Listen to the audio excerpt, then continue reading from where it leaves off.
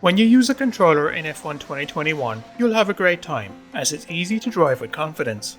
With a few tweaks, it can be made even better, and I can help with that, so let's get started. To adjust your controller, head to Settings and then Controls, Vibration and Force Feedback. Before we get going, let's quickly hop into the generic settings. The setting to look out for here is the ERS Overtake mode. If you would rather hold the button down when deploying your battery, you can choose that here. With that set up, head back to the main screen and edit a profile. This is where the magic happens. You'll be presented with your current button layout. The default is fine for most players, but if you're used to a layout from a different game, you can change that here. One thing you should try out is to unbind the look around commands, as we'll use the right stick for something else. Instead, scroll all the way down to MFD shortcuts. Assign up-down to differential and left-right to your brake bias. These are car settings you can change while you drive, and having quick access to them lets you make adjustments on the fly without taking your other hand off the steering wheel. Once you're happy with your layout, it's time to unlock the potential of your controller, so let's get into it. A racing wheel gives you detailed control of your steering, though you can also get good response from your controller with a few adjustments. In the calibration menu, you'll see 3 sliders at the top for your steering: your dead zone, linearity, and saturation. There's also a secret fourth setting, which we'll get to in a moment. Before we change anything, we must first get a sense for how the controller behaves, so open the testing option and gently flick the left stick with your finger. If the steering number doesn't return to 0 when the stick bounces back, you'll need to increase your steering dead zone. A setting of 1 or 2 usually does the job, but if you've got a worn out controller, you might need to put it higher. This setting helps stop your car from wandering about on the straights when you're not trying to turn it, so it's an important one to get right.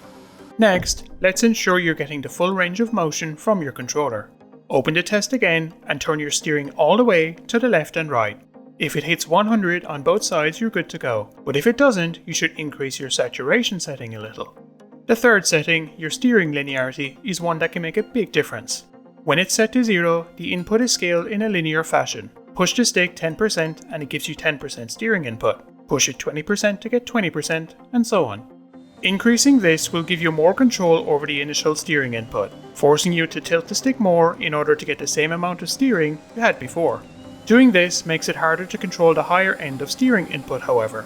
That being said, the game does dampen controller inputs at high speed to help keep the cars under control, so it's not a critical issue.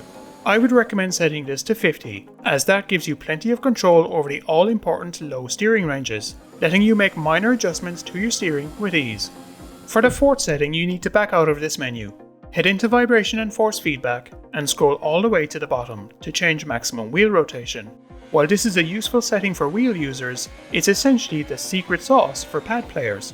Lowering this setting appears to take the edge off of your steering, particularly at low speed, making it easier to take tight corners like the Monaco hairpin. For now, set it to 270 and see how it feels. It'll take a bit of getting used to, so you may need to do a few races with it before experimenting with higher or lower values. You may also want to try it with 0 steering linearity, as the two settings interact with each other. Right now, I'm using 270 and a linearity of 50. If you're on PC, you may not be able to change your wheel rotation on a controller, so instead, I would recommend leaving your steering linearity at 50 and calling it a day. Our next settings are available to everyone, however, helping us to drive without assists. Before that though, hit the like button if I've helped you out, and let me know what your settings look like. The steering was one of the most important things to get right, and as you can see, it was rather complicated. Our throttle and brake are far simpler to take care of, however, so let's do that now. Head back into calibration and look at the throttle and brake settings. They work in the same way, so let's handle them in pairs. The dead zone setting tells the game how hard you need to pull on a trigger before it does anything to the car. Much like with the steering dead zone, if these are above 0 when you let the triggers go, the car won't behave properly, so increase the setting until they do. Likewise, if you find your hands resting on the triggers when you're not trying to press them, having a little dead zone can stop you accidentally hitting the brake or accelerator when you least expect it. For saturation, open the test once more and pull the triggers down all the way.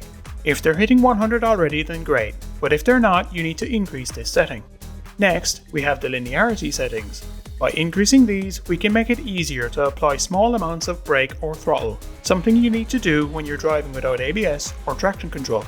In my time with F1 2021 so far, I have found that it's much easier to drive without assists than it was in F1 2020. However, setting both of these to 50 will help most players. You don't need as much control over the high end as you do the low end, and this will go a long way towards helping you switch those assists off. Another part of the puzzle comes with your vibration settings, so let's jump back into that menu one more time to complete our setup. Your vibration and force feedback settings play a key role in your performance, as they help communicate what the tyres are doing when they touch the road. Combining these settings with what we see and hear will allow us to react faster and push our limits. The strength setting takes care of the overall vibration level. To get the most detailed feedback from your controller, turn it all the way to maximum. Now, when you drive, you will feel the left trigger vibrate when you're about to lock the brakes, and the right trigger will do the same if you spin the rear wheels too much. The rumble motors in the controller handles will also let you know how the rear wheels are behaving. You can really feel the grip coming from the car. I'm using an Xbox Series X controller, which has great triggers. However, the PS5's haptic triggers are even better, giving you even more control over the car. Unfortunately, most third-party controllers don't have vibrating triggers, nor does the DualShock 4. With the strength maximized, we now have finer control over the 3 sliders beneath it. The titles are self-explanatory, however this isn't a simple case of setting everything to the maximum. What you will need to try out here is the ratio between each slider, so that you get the right kinds of information from your driving. For example, you may want the on-track effects to be rather strong, but for the car to feel loose when you clip the grass. Play about with these force feedback settings until you find what works best on track for you. When it comes to force feedback, it is a more complicated topic for wheel users, however, I can help with that too. Check out the guide on screen now to get started. In the meantime, thanks for watching and I wish you the best of luck in your next race.